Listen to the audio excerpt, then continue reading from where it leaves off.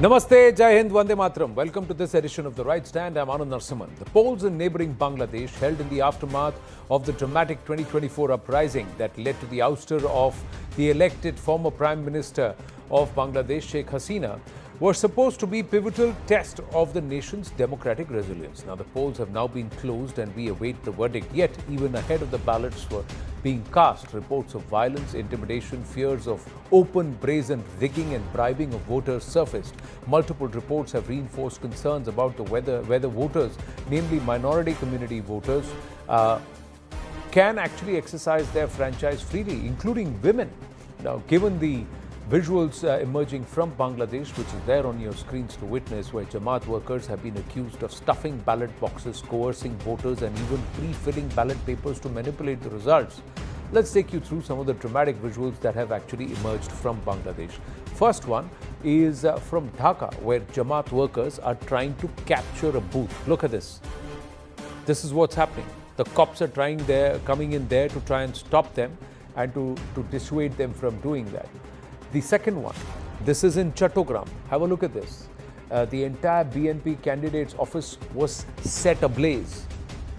This is how things are going from bad to worse on ground. Third, again from Chattogram, very critical viewers, where Jamaat workers are actually caught casting fake votes. Look at that. This is the night of polling and they're already casting votes. They're stamping the ballot papers and then they're casting the votes. Those who are arguing in favor of ballot in Bharat, have a look at this. This is what you are inviting.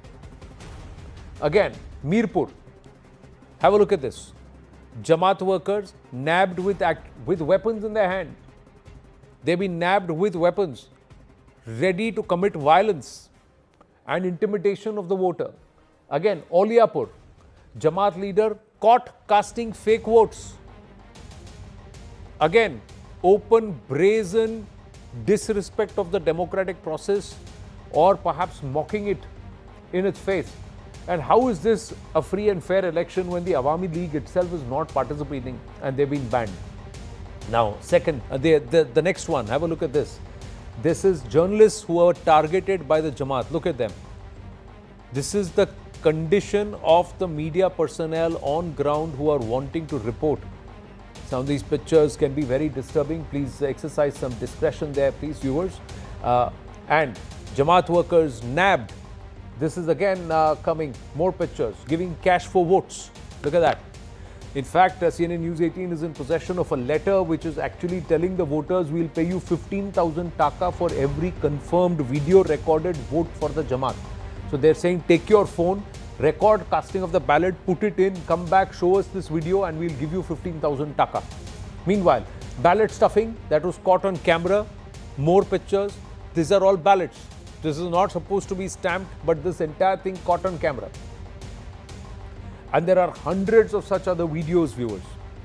Now, in fact, multiple voters in Bangladesh have spoken about how their votes were already cast when they approached the polling booths, suggesting mass rigging where it seems voter IDs have been hijacked. Listen in. Vote কেন্দ্রে ঢোকার পরে আপনার এই blood টেবিলে যাওয়ার পরে slip মিলানোর পরে আপনার ভোট হয়ে গেছে কি বলছেন এই বলতেছে যারা ভোট করতে লিস্ট করতেছে আর কি করতে ভোট কিন্তু ভোট দিতে আমার ভোট আরেকজনে দিয়ে লাইছে আমার ফিট আমার নাম সব কিছু হয়ে গেছে আমি গেছি ভোট দিতে এখন যাই দেখি আমার ভোট অন্য কেউ দিয়ে গেছে এইখানে আমার ভোট হয়ে গেছে কারণ আমি আসছি ভোট দিতে এখন বলছে যে আপনার ভোট তো হয়ে গেছে আমি স্বাভাবিক নিয়মে ভোট দিতে গেছি আমার ভোট কেন্দ্রে তো এখানে যাওয়ার পরে তারা বলে যে আরিফুজ্জামান তোমার যে ভোটার নাম্বার 17-18 এই সিরিয়ালে তো ভোট দেওয়া হয়ে গেছে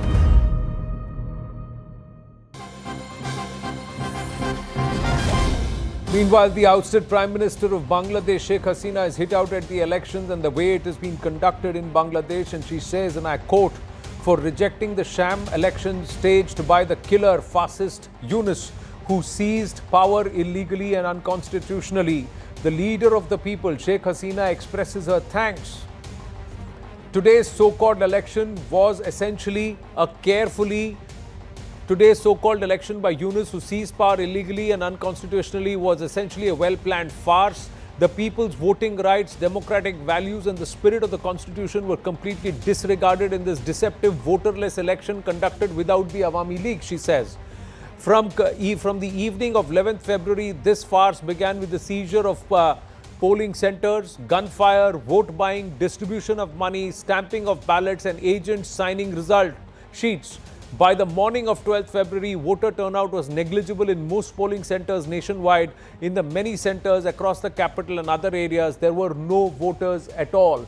So she's called it a total farce. She said there were no voters at all because of the fact that there was brazen disruption there. And according to the Election Commission's briefing, voter turnout until 11 a.m. within 3.5 hours was only 14.96%. This low participation at the peak of voting period proves that public boycotted and rejected this election without the Awami League. It should be noted that in recent days there were continuous attacks, arrests, intimidation and an atmosphere of fear targeting Awami League voters, supporters and well-wishers and minority communities in an attempt to forcibly take them to polling stations. In this situation, we demand the cancellation of this voterless, illegal and unconstitutional election, the resignation of Yunus, the withdrawal of the false cases and the release of all political prisoners. So, are these elections nothing but a charade run by propped-up radicals who have taken full control of Bangladesh's democracy? That's the big question. Mohammad Ali Siddiqui, Secretary General Bangladesh Human Rights Watch with us, Ambassador Rajiv Dogra with us and Arun Anand, columnist also with us. My namaste to everybody. Thank you for your time. Mohammad Siddiqui Saab, yes. Do you agree and concur with what Sheikh Hasina ji is saying? And do these pictures that we're getting from Bangladesh underline and prove what she's claiming? Yes, this is the national 13th election with the so-called referendum. Proven already, it is a farce, brazen, sham election, as Honorable Prime Minister Sheikh Hasina mentioned. You showed a lot of videos, footage, and the incidents happen all over the country. Tons of, proven documentations already on the social media. The thing is, the people rejected this vote as it proven, even though the mass intimidation, the ballot stuffing, paying the money out to the people is in large numbers. Especially the manipulation and the bribery is unprecedented happened. Some incident happened in northern district, especially Thakurgaon district. The Jamaat Amir got caught with 77 lakhs of the money he was carrying to. Such other ways, Jamaati leaders was distributing money, purchasing votes, forcing the Awami Leagues and the minority voters not to come to the poll center, or by pushing them to cast their votes. So these are the ways. This is, I think, the historical is a black mark would be in the history of this election. Especially, I would like to mention the thing that Professor Muhammad Yunus mentioned with these things, that this is a fantastic day for him, that he was declared earlier that could be unprecedented day of the history. It is like his DMP commissioner, Dhaka Metropolitan Police Commissioner himself confessed to the media that he was unable to cast their vote. Thousands of voters, when they approached to the voter center, they were refused to cast their vote because the assigned officer saying that your vote already casted. So the procedure in the country that every voter should be issued a ballot paper showing their national ID card, NID card. Yeah. How come the others casted their votes? This is one thing. The another thing, that previously in 2018 votes, Awami League was blamed that the vote were casted night before. So there were no single evidence to the media. Now, I think millions of evidences now proven that night before all the Jamaati activists, Yeah. including the military officers, Yeah. when they assigned police officers, BNP people were casting the vote at night, entered into the polling center. And the reality was showing to the field that, at the noon of the voting day were empty. Some of the military officers are playing cricket on the field. Most of the school field were totally empty, no line of the voters, and they fictitiously premeditated a result plan they declared. And the election commission already, you mentioned that the first 3.5 hours, 14.96% vote casted. And next 1 hour, single hour, they were showing 32.8% vote casted. It is impossible. It is unimaginable that these numbers of the vote casted over there. It is a fictitious number. And I think the whole nation rejected this. If that's the case, manipulated. who will take the call to disqualify these elections? Who will take? Because it's a free-for-all. It's those people who have called for the elections who are allowing all of this to pass. Although there were cops to try and stop the Jamaatis in some places, BNP officers have been burnt, Mohammad Ali Siddiqui. Who's going to take the call to reject these elections and to rescind these elections or cancel them?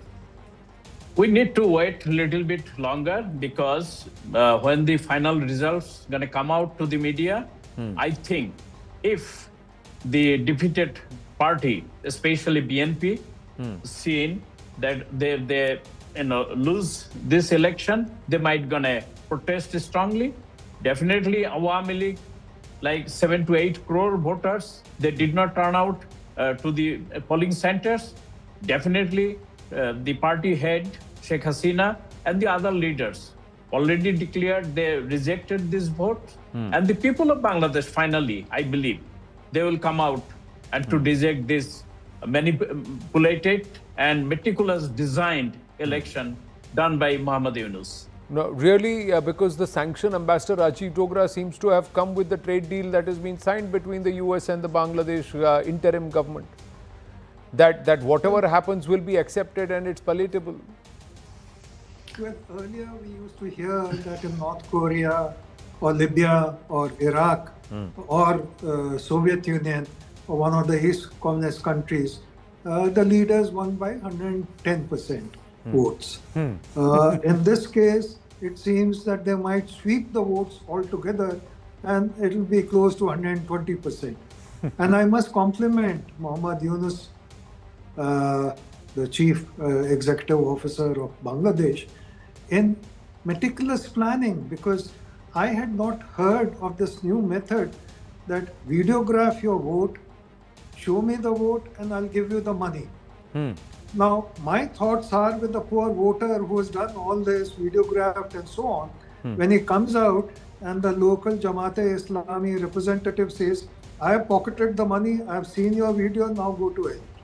So, while they are doing everything possible to intimidate the voter, to ensure that even before he reaches the polling booth, his vote is cast, so he need not take that trouble. The fact is that it is not just Muhammad Yunus who's doing it. He has some inspiration behind him. One is Jamaat-e-Islami, of course, but more than that, as you pointed out, is America involved? Otherwise, what was the need of entering into a trade agreement highly favorable to Bangladesh, especially on textiles, just a few days before the elections? They knew that Muhammad Yunus would rubber stamp whatever they want. Jamaat-e-Islami is also their creation, America's creation, but they cannot be absolutely sure that Jamaat-e-Islami may not then turn against America because of the very nature of its mandate. So I think America is largely responsible for what has happened in Bangladesh and what is happening in Bangladesh. But what may happen in Bangladesh could very well turn out to be against America's interests ultimately. But coming to the elections as such, I hope Bangladesh has enough courage, and people of Bangladesh have enough courage. If they could gather a couple of months earlier or a year earlier Right. against Sheikh Hasina, I hope they would be able to gather against a very unfair election which goes against their own interests and against their own development and freedom. But the path ahead is not so simple, because even those protests, the Muhammad Yunus government would have taken note of and taken care of. So it's unlikely that there will be a spontaneous movement immediately. What happens after 6 months, we have to wait and see. The larger question is that there is supposed to be a machinery that allows the state to continue to function despite whatever disruption on the face of it. So the army, the police, the administrative services, the bureaucracy that are included, the banking, financial services, this is all the backbone of any nation functioning. Are they okay with what is going on, Arun Anand? Because we do see cops trying to come in, we do see cops trying to stop the Jamatis and some of these radical elements and all of that. But how much of it is going to actually fructify into a system where there is a certain level of participation that is there, and it is participatory democracy, despite the fact that an Awami League has been excluded? See, Anand, to answer your question, one has to understand actually the administrative structure of Bangladesh. Despite being a parliamentary democracy, it is slightly different from if you do a comparison with India.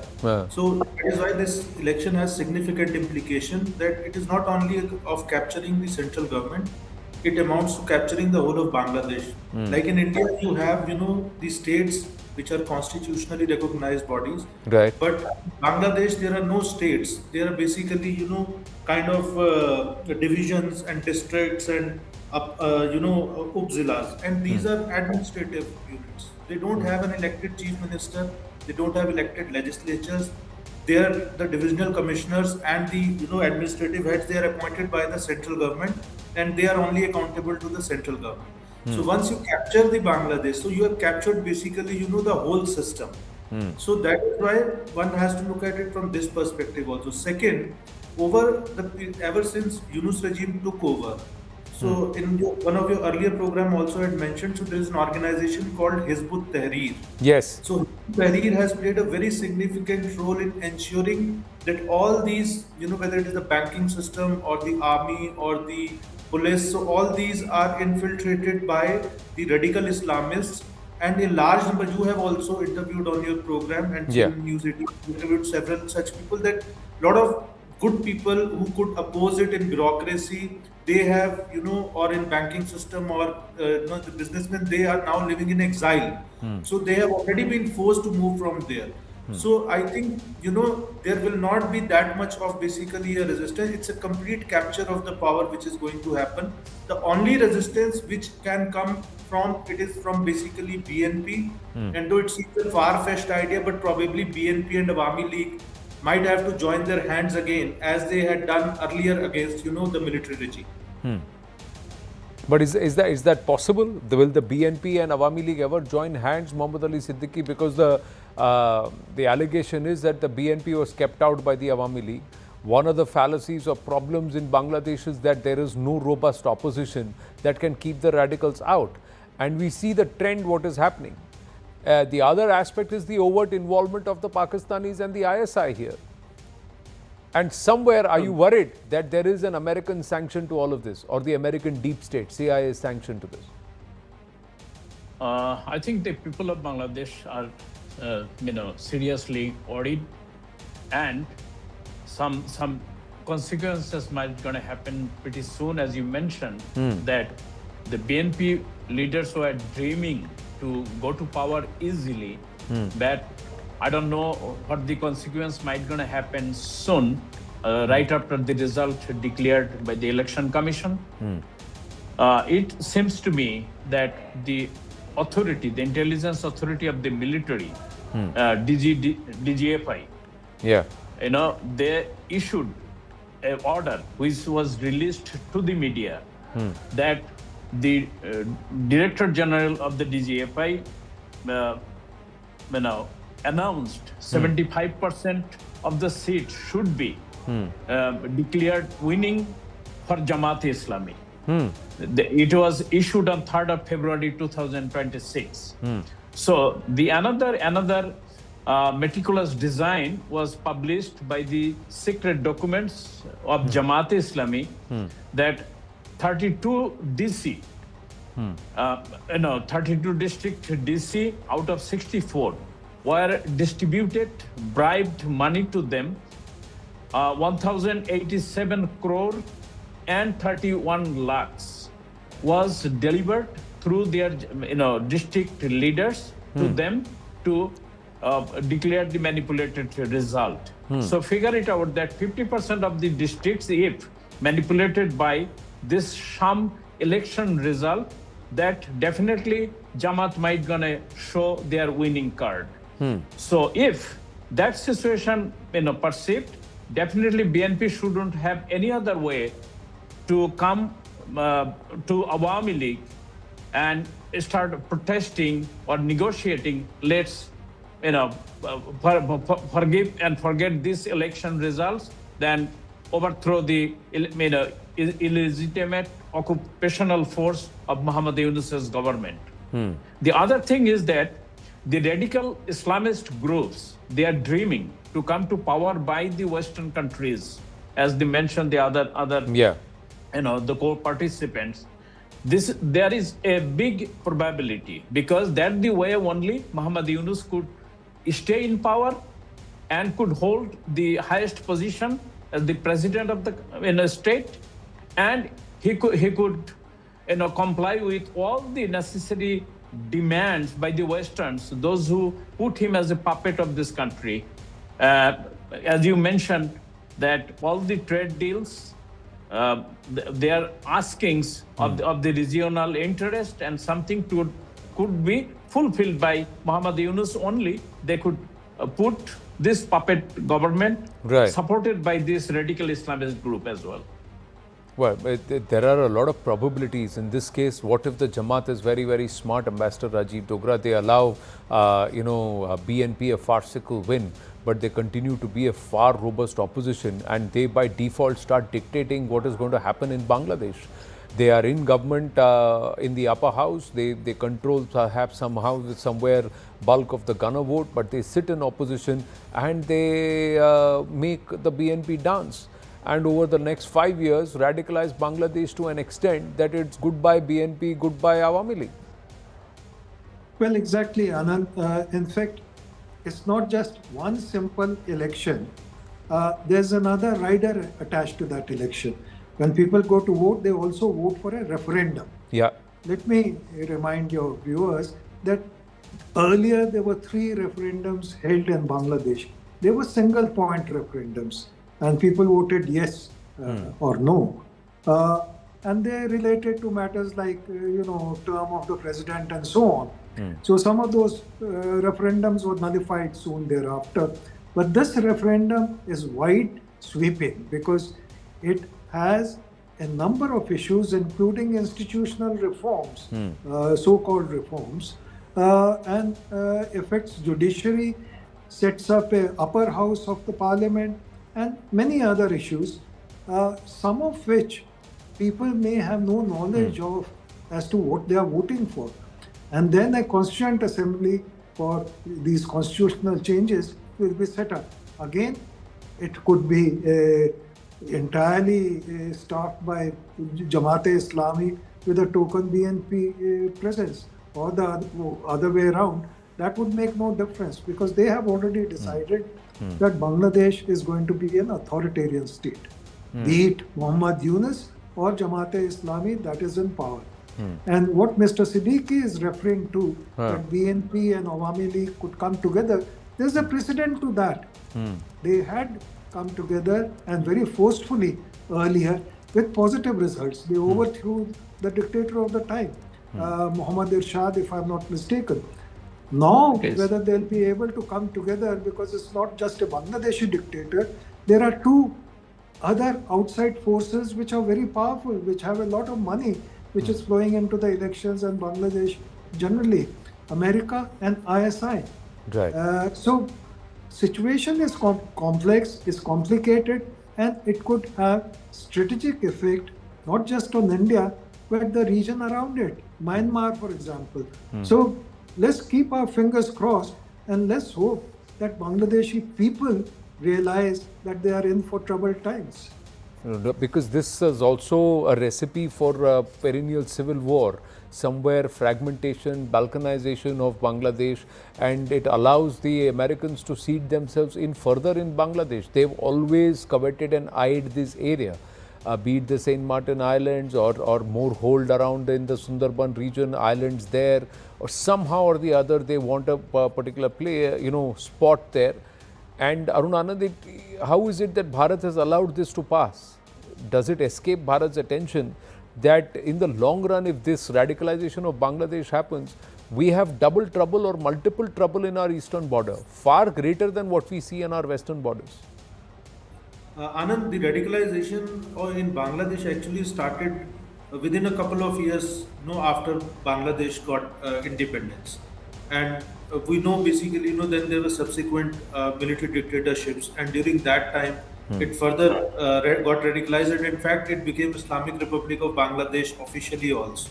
So that radicalization has been there, and that's why. And one more important point, basically, India has a limited role to play in the sense that because it's a neighboring country, and so you can't go basically beyond a point. We are not like United States of America, basically, that we go to Venezuela, pick up somebody, and bring that person back to us. So we have a different set of values. So we have a limited scope in terms of this thing. My only concern is that whether Jamaat comes to power or whether BNP comes to power, the Hindus of Bangladesh and the other minorities of Bangladesh, so they are definitely going to be at the receiving end, especially at the hands of Jamaat. BNP's record has also not been very good as far as protecting Hindus and other minorities. So I think the Indian government will have to play a proactive role, in that context. We can't leave the Hindus of Bangladesh to defend for themselves. We have to play a proactive role about it. If one is the Muslim Brotherhood, the other is the Hamas. That's how somebody described the BNP and the Jamaat in terms of their tonality and how they are behaving and what their actions are.